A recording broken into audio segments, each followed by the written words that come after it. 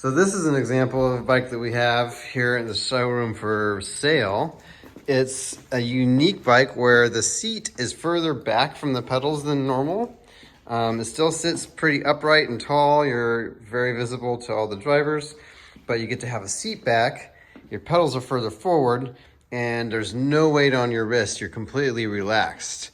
So it changes the riding posture in big ways, which makes a lot of things that would be pain points for people's bodies to be alleviated so they can ride this bike when it might be harder to ride other bikes.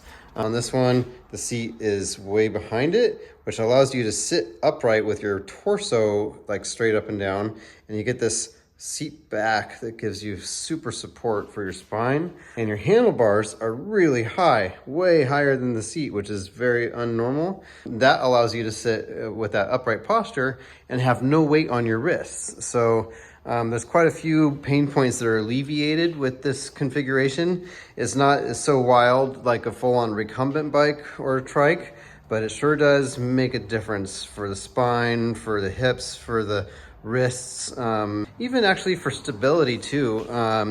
Somebody that might not feel completely stable on a regular two-wheeler, on this bike, it's easy to put both feet down. So if you're losing your balance, it's really easy to stay upright. So this is the Day 6. It's the brand. They're in Iowa, and we do this conversion here, but they have their own e-bike version. But it's one of the adaptive bikes that I like to carry here at Nomad, and I thought it might be worth people knowing that it exists.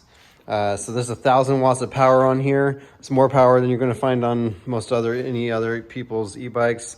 And I love it. It's a super cruiser. I test rode a bike of this style from here to North Plains and back. That was quite a journey and a lot of fun. That upright posture really does change the game.